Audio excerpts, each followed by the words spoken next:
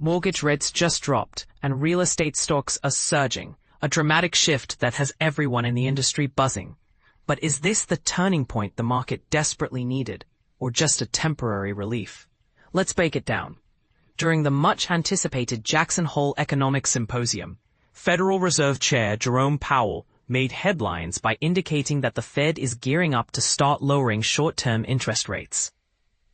This announcement was music to the ears of real estate professionals, investors, and even President Donald Trump, who have all been anxiously hoping for this signal.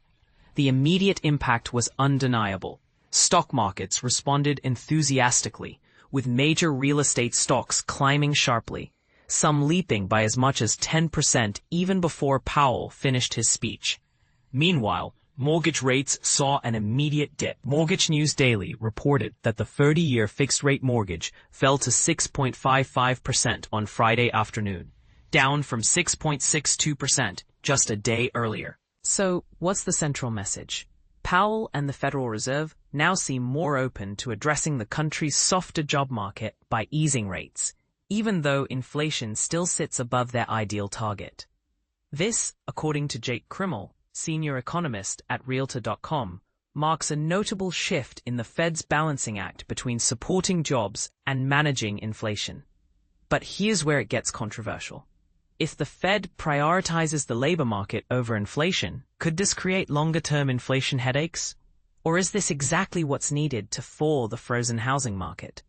For those following the housing scene, a rate cut could have two key effects. In the short term, borrowers are likely to enjoy mortgage rates lingering at their lowest point in 10 months, hovering around 6.5%. In the longer term, a more moderate approach from the Fed might soothe the fears of both buyers and sellers who've been hesitating amid economic uncertainty. Krimmel believes that rebuilding consumer confidence will be vital if the housing market is to regain traction as we head into fall and beyond. And this is the part most people miss.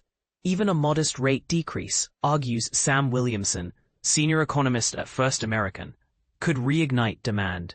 While the Fed is likely to move deliberately, reacting to new economic data as it comes, Williamson thinks that even small improvements in affordability could reawaken buyer interest and provide much-needed encouragement to home builders and lenders. Builders, in particular, have been struggling. Construction activity has lagged due to climbing costs and sluggish demand, but lower interest rates could make borrowing cheaper for new projects. This would be a meaningful boost for an industry hoping for a turnaround. But let's not gloss over another critical debate. Powell's speech implied that tariffs aren't driving ongoing inflation, with price jumps expected to ease off soon. Robert Dietz, chief economist at the National Association of Home Builders, noted that this is welcome news for builders who have wrestled with higher material costs. On top of that, trade tensions seem to be cooling, with Canada announcing it will drop most of its retaliatory tariffs against the US, and ongoing negotiations with China providing further hope. Here's a question for you. Are these positive signs enough to jumpstart the housing market? Or will deep-seated anxieties keep buyers and sellers on the sidelines?